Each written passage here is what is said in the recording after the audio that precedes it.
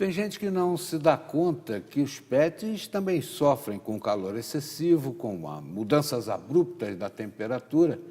E hoje nós vamos falar sobre isso aqui, quais são os cuidados que nós devemos ter com os nossos bichinhos de estimação. Estamos recebendo aqui o médico veterinário Carlos Moraes, uma satisfação tê-lo conosco, para falar a respeito desse tema que é sensível, né? Mas as pessoas às vezes não se tocam. A gente sente calor e acha que o bicho não sente, né? É bem isso, né? Eu acho que o mais comum é aquele bichinho que vai para a rua e o pessoal esquece que o asfalto aquece também, né? E ele vai pôr a patinha ali direto no chão, pode ter queimaduras e tudo mais. Verdade. Mas eu queria falar principalmente sobre mudança abrupta de temperatura. Nós temos tido aí calor excessivo, né?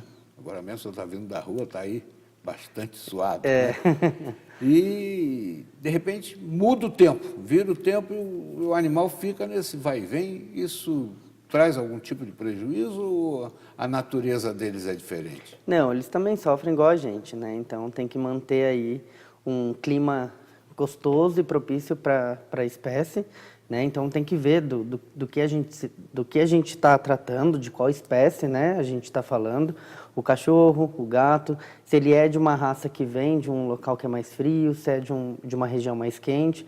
Então tudo isso vai variar muito de espécie para espécie, né? Mas eles também sofrem e a gente tem que ficar de olho para isso não trazer doenças, né? Então, tipo, gripe. Gripe é uma doença que pode estar vindo com essas mudanças de temperatura muito abruptas, né? Então, está um dia muito quente, cai a temperatura, volta, esse animal ele fica mais predisposto a ter contato com a bordetela, que é o vírus que causa a gripe canina, né? Então, a gente tem que manter esse animalzinho vacinado e tomar cuidado com essas mudanças de temperatura também.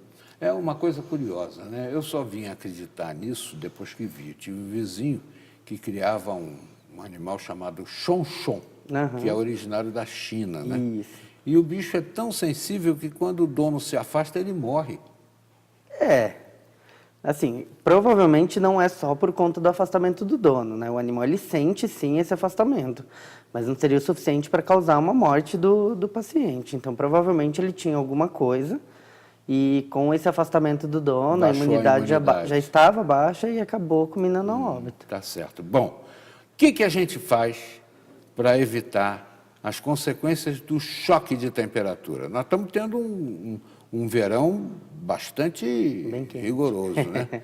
Vamos começar agora a chegada do outono e inverno, né? Essa variável vai trazer algum tipo de consequência para o animal? É preciso, como acontece às vezes com os humanos, né, que tomam vacinas com relação a alergias decorrentes dessa mudança de temperatura para um grau mais baixo. O que é preciso fazer com o cãozinho ou com o animal de estimação? A primeira coisa, o ideal é saber se ele está com a vacinação em dia, né? Então, a gente tem vacina de gripe, hoje em dia disponível no mercado, é bem fácil de se encontrar, né? Então, manter a vacinação desse animal em dia. E o ideal, lindo, maravilhoso, seria tentar climatizar o ambiente que esse animal está para ele sentir menos, né, essa mudança de temperatura aí. Uhum. E, no caso, a vacinação que o senhor diz é específica em relação a algum tipo de doença ou uma vacina, no geral, resolve tudo? O ideal é sempre estar vacinado com as vacinas que a gente tem disponível no mercado, né?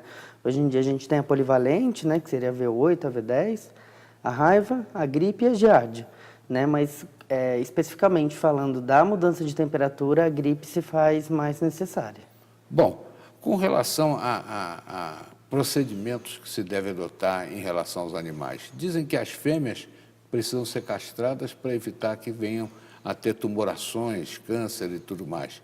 Os machos também precisam de castração. Qual é a indicação que o senhor daria? Então, eu acho que se a pessoa tem um animal como pet, né, se ele vai ser um membro da família e não um reprodutor, o ideal é sempre castrá-lo.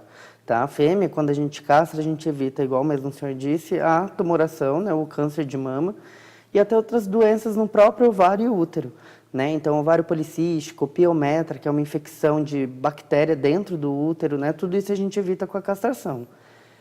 Em contrapartida, nos machos, né, o que a gente tem é evitar o câncer de próstata e o câncer testicular, que é uma doença muito comum que acontece aí quando eles estão mais velhinhos, né? Então, quando você castra esse animal no começo da vida dele, nessa fase inicial, O que é muito bom, que eu sempre falo também, para quem tem esse animal dentro de apartamento, é que você evita com que o macho fique levantando a perninha e marcando território.